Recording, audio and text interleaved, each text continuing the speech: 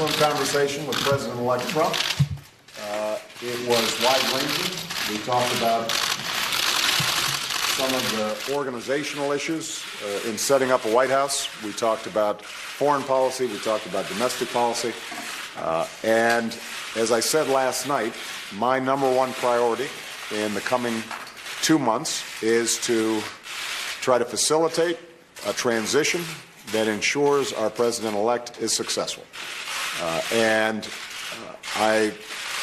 have been very encouraged by the, I think, interest in President-elect Trump's wanting to work with my team around many of the issues that this great country faces. And I believe that it is important for all of us, regardless of party and regardless of political preferences, to now come together, work together, to deal with the many challenges that we face. And in the meantime, Michelle has had a chance to greet the incoming First Lady, and we had an excellent conversation with her as well, and we want to make sure that they feel welcome as they prepare to make this transition. And most of all, I want to emphasize to you, Ms. President-elect, that we now are going to want to do everything we can to help you succeed, because if you succeed, then the country succeeds. Please. Sorry. Well, thank you very much, President Obama. This was a meeting that was going to last for maybe 10 or 15 minutes, and we were just going to get to know each other. We had never met each other. I have great respect. The meeting lasted for almost an hour and a half, and it could have, as far as I'm concerned, it could have gone on for a lot longer. We really, we discussed a lot of different situations, some wonderful and some difficulties. I very much look forward to dealing with the president in the future, including counsel. He explained some of the difficulties, some of the high-flying assets, and some of the really great things that have been achieved. So, Mr. President, it was a great honor being with you, and I look forward to being with you many, many more times in the future. Thank you, sir. Thank you, everybody. We are not going to be taking any questions. Thank you, guys. Thank you. Here's a good rule. Don't answer any questions when they just start. It's always the last one. Come on, guys. Yeah, come on, guys. Let's go. Very good man. And that was President Barack Obama finishing up by joking with Donald Trump, giving him some advice. That's what you do when they keep asking questions. But President Obama saying that he is there to facilitate a transition that assures the president-elect's success, regardless of political preferences.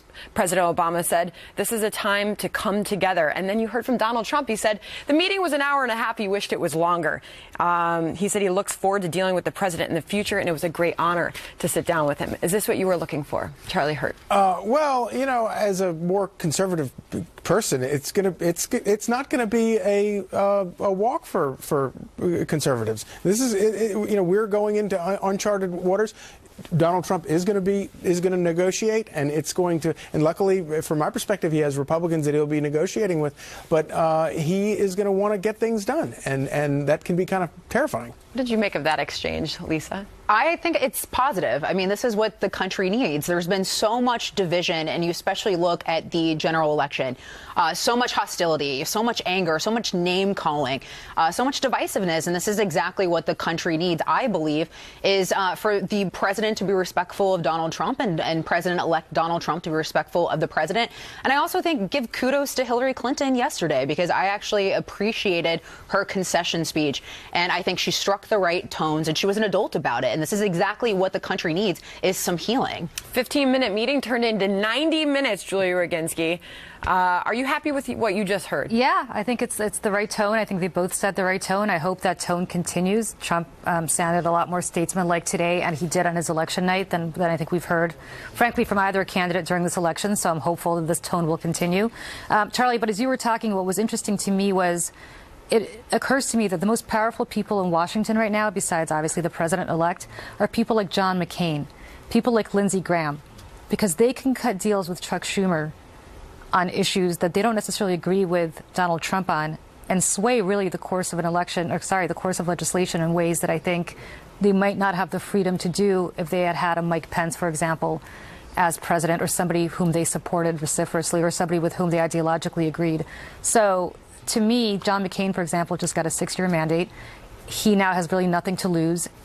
Who knows? I want to bring Hannity in here because that image that's up on the screen right now is really something, because as we let off the show, reminding everyone, President Obama, while on the campaign trail, labeled Donald Trump as someone that was unfit to be president. And Donald Trump promised to basically undo everything he has done while he has been in office. And there they sit. With this transition of power, what did you make of the meeting? No, it's interesting because you look at that, you realize the aura of the presidency is in itself transcendent. You know, it is an office that very few people have held, and it's a bond that the office holders share. And I think there's a mutual respect there. They really haven't had that much time to disagree since the election, which is fine. But it's really important because not only does it send a message to the world and to world leaders that this is the United States of America, that there will be a smooth transition of power, that there is a mutual respect for the office, and calming some of those fears, and seeing that picture alone, I think, does a lot. It also sends a message to the protesters out there that, you know, this is going to be a new administration. And for half the country, you don't get the administration that you want, but it is still one country. They also talked about their wives. And First Lady Michelle Obama, they just said, was giving Melania Trump a walk around the White House and introducing her to the scene. Yeah. What does not surprise me about this is to see Donald Trump behaving in this presidential way that I've never doubted that he was capable of, and he's got a lovely family, and you know, I don't, you know, all of this, you know, people running around with their hair on fire, terrified that Donald Trump was going to destroy the presidency or destroy it was just ridiculous. Obviously, he is a, you know, he won, and he'll be fine. Well, and I think if you're Donald Trump, I mean, this must be I mean, imagine how humbling it must be to be president of the United States, just the magnitude of it all, the enormity of it all. And I think we saw that when he walked on the stage to give his acceptance speech. I think that is the most emotional we have ever seen Donald Trump. It looked like he was almost going to cry. And so I'm sure if you were him walking into the White House, sitting down with the current president of the United States, having some of these conversations has to be a humbling experience with just the great amount of power that was just given to him. And something else that Donald Trump, as he was finishing and closing his remarks, he said it was a great honor to sit down with the president. And he said, I look forward to sitting down with him many, many more times in the future. What do you think he was saying there? I think he was saying that he intends to make this as you know, as smooth as you can, and do it obviously peacefully. And I think that they probably both realize that we may have trouble ahead with what we've seen last night with the protests. But what I think that the Rolling Stones should get together and throw a free concert for all the protesters and just play "You Can't Always Get What You Want," which would Donald Trump's theme song. So they could sit there and look at me like, who are these old guys? I mean, Republicans have been of course, Republicans have been having to listen to that song for the last. Yeah, but that's, you know, and you raised such a good point. And again, as the liberal here, I have to say, you're so right. You don't always get what you want. And if these protesters want to channel their frustration, they should channel it into midterm elections. They should channel it into. Wait, but how does the lyric end? But if you try sometimes, you might get what you need. You might get what you need, right? That's absolutely right. Yeah. That was also one of the main themes in The Princess and the Frog. That was one of the songs. Great score by Randy Newman. I absolutely love it, and it's very, very true. And for all these college kids taking the day off to go cry in their little blankies in their dorm rooms, suck it up. And try being a libertarian. When's the last time I was satisfied with the outcome of a presidential election? Are you bummed about your boy Gary Johnson? This must be a tough time for you. Come on now. Everyone's going so good. We were all unified. He even set the what is marijuana. Aleppo? You know, I mean, that's a philosophical question. Depends on the meaning of Aleppo is, right? Exactly right. He even set the marijuana movement back. No, he didn't. Look at all the people. Look at all the states. 20% of the country is now living in a cloud of reefer smoke, and that is freedom, Charlie. It would have been 50%. And that's how every millennial is getting through the outcome. Well, they need that instead of the counseling dogs that college universities are working. Oh, don't get us started. Don't get us started on that. Thanks, Lisa. Sorry. All right, well, it's going to be a busy day for Donald Trump. We know that he's going to be on his way to Capitol Hill in a few moments. You're looking at a video of him just meeting with the president. They did make some comments, and it was talking about the transition of power. They were both honored to meet with each other, shaking hands. You see the picture there. But such a huge moment. And I feel like going to Julie on this. You didn't predict this. No, I was so wrong. Thanks for pointing that out. Let me reiterate again how wrong I was. Do you know that Josh Patch, who works on our show, I had to go and buy him a really expensive bottle of scotch yesterday. Yeah, I have to pay Gavin McInnes $100 I think on I my did FCM too. show tonight. Actually, because you were deciding bet. Gavin's going to be rich, and he doesn't have to eat the $100 bill, which is what he promised to do. I think I'm going to be broke. I made a lot of bad bets. Anyway, what was your question? Well, before you decide to humiliate me. watching the video here as we discuss this, because we are going to look for Donald Trump to leave the White House. But I guess my question is, what do you make of this moment? And I'm talking about them meeting today and meeting at the White House and discussing that transition.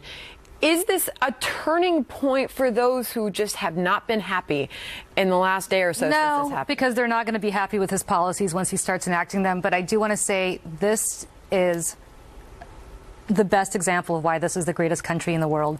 Where else in the world, well, probably in Western Europe, so I shouldn't say that we're the only country, but this is a shining beacon. Where else do you have two people in two parties that went after each other in the most vile, horrible terms ever, and when it's over, you have protests, but nobody's delegitimizing. I hope nobody's delegitimizing the outcome of this election.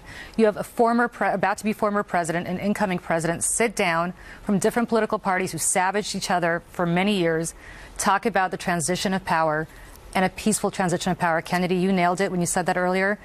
This is what makes this country great. For all the people on my side of the aisle who are devastated, as I am, about the outcome of this election, channel your energy into having a different outcome in the midterms or 4 years from now, but do not delegitimize the man who just got elected. He's going to be our president for the next 4 years. I want to get this in because, let's see, who is this coming from? Okay, so one of our producers that was there at the White House saying that Donald Trump ended those comments, you know, because the microphones went down, and ended those comments with the president saying, "Very good man," at the end when the press was shouting questions. Important to get that in there. And now we know that the president-elect, Donald Trump, is heading to Capitol Hill. He'll be having lunch with Speaker Paul Ryan.